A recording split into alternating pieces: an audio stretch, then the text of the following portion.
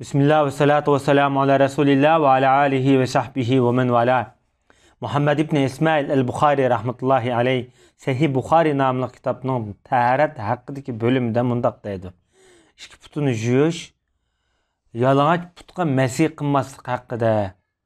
Bununki tipik mezmununu bizde şu hadisinin özünü görüp çıkaylı. Bu 163. numaralı hadiste.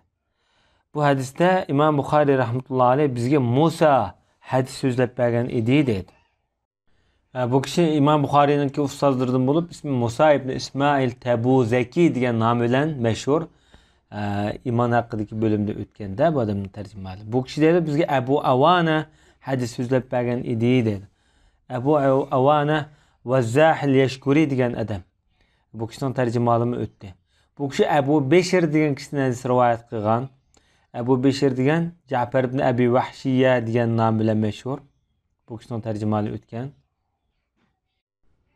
Bu Ebu Beşir diyen kişi Yusuf ibn Mahik diyen kişiden rivayet kılıyordu. Bu aynı devirdeki muhaddislerden bu kişinin tercümalı başta ötken. Bu kişi Abdullah ibn Amr'dın. Yani bu Amr ibn As'ın oğlu Abdullah ibn Amr ibn As. Dadıbal işkileyle sahabe. Bunlar da rivayet kılıyordu da. Bu kişi deydi Peygamber aleyhissalatu vesselam ma'lum bir seferde bizden ma'lum keçikip kaldı deydi ma'lum vaqt. Biz sefer kılıp mene veriptik. Şu seferde Resulullah ile birlikte kılganda yani aldı kendini bulağıtıdı bu yolda. Esir namaz pek kıstap gitti bizni deydi. Şunu olan biz taharet edişki başladık da putlarımızga mesih kılıp şu çalıp pullam jiyop putumuzga mesih kıldık. Peygamberimiz yokur avaz bilen to'lab ikki qatim balkim 3 qatim degan bo'lishi mumkin. Shu tapallag'i veylun degan davzaq bo'lsin dedi.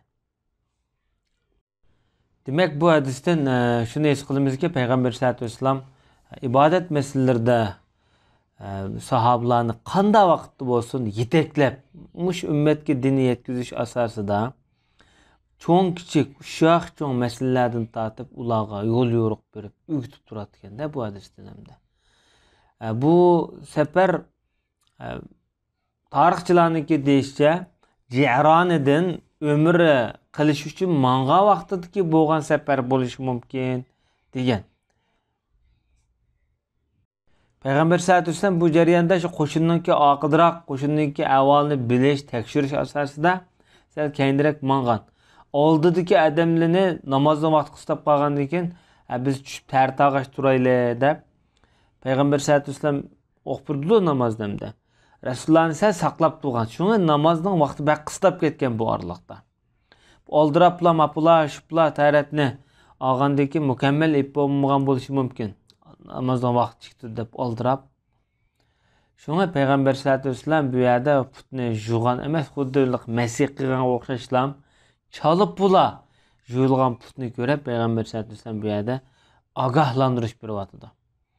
Demak bu yerda putni juyish bundan muhimligi chiqyapti. Yani putga masih qilish haqida ba'zi bir qismen bir ixtilofli bor. Chunki Rafiziylar, Shialar putlarga masih qiladi, juymaydi. Ama ahli sünni vel cemaat firqasidagilar putlarni juyishidi. Ondan başka bu hadisden biz biladigan nokta Peygamber sallallahu aleyhi ve sellem'ninki bu izlerden su bağmaydigan taraflarını naat inçiklik bilen tekşürüp juyishniki muhimligi. Mesela barmakның arası deymiz. O'siqqa vaqtida mesela qo'ltiq deymiz. Su bağmaydigan, su teriga yıldızga o'tmaydigan bunda taraflarda biz su naat ulab tekşürüp qilganimiz naat muhim. Ve sallallahu ala nebine Muhammed ve ala alihi ve sahbihi ecmaîn.